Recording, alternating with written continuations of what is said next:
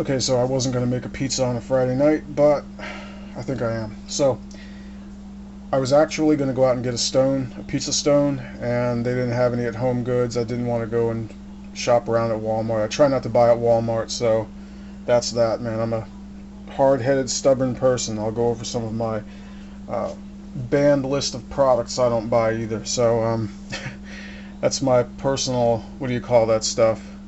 The boycott? Yeah, I got my personal line of stuff I boycott, Nike included. So I came across this thing. It's not on the boycott. It's called Chicago Metallic. Now, I've gotten some of their stuff in the past that I've never gotten around to using, which includes a loaf pan. So this is a pizza pan, a legit pizza pan, and it was listed as a crisper pizza pan on the shelf logo. Now, it's made of steel, and it's got holes in the bottom.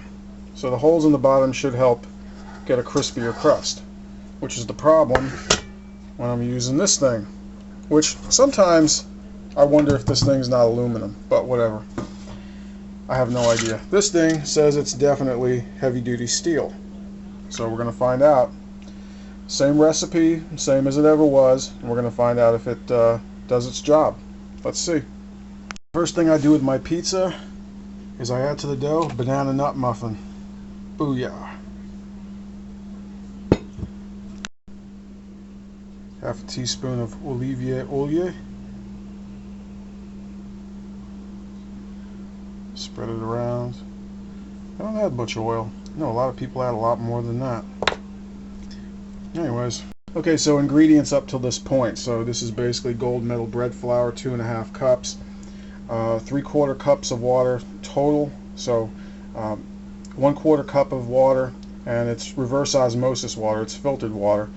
And that 1/4 cup to bloom the yeast. So 1 teaspoon of yeast in 1/4 cup of water, plus a half a teaspoon of sugar, and that's bloomed for about 10 to 20 minutes, and you saw it look like a muffin going in.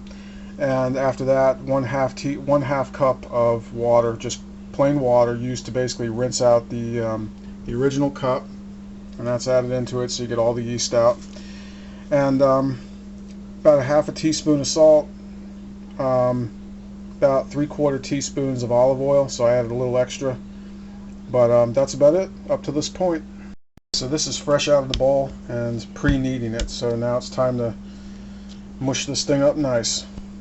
Okay, so as I was chattering on this camera in the last take, I decided to roll this thing out again. And look at the difference. That thing is a lot smoother, right? I mean, I only pressed this thing out about 7 to 10 more times, and within the first 2 presses, I was like, what the hell? That thing is so much smoother. And maybe that's like what they say all the time. As this thing rests, the gluten connections get a lot more connected, and they get stronger. And yeah, here we are. Okay, so that's proofed for about 1 hour. Time to flip it over and let it proof for another hour. Okay, so this looks pretty solid. And different type of pizza here: pineapple, ham, and Aloha bell pepper. You ever seen an Aloha bell pepper? It's kind of like a red and a yellow, or an orange and a yellow. Pretty cool. Tastes like a red for the most part, but kind of looks cooler. So, you know, might as well try it out as a novelty. I hope this is as good as it looks. I really do. Okay, so check this out. I think people who buy this pan will be very pleased with how this non-stick surface works. Look at that. That's going to be a breeze to pull out of there. Alright, stay tuned. That came out of there like a dream. So this pizza pan, if you want a pan that cleans up nice, check that out. Nothing sticks. Nothing sticks. Everything just kind of peels right off.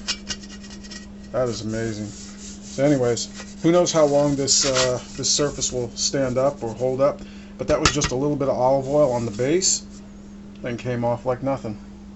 Okay, the moment of truth. Okay, that is definitely a little bit better. That is definitely better. I should say significantly better. Definitely more sturdiness. Typical crust. Yeah, definitely. Let's take a look at this slice. Yep, a little bit better, a little bit tougher on the underside. Probably a little too much flour. I probably could have done that a little bit better.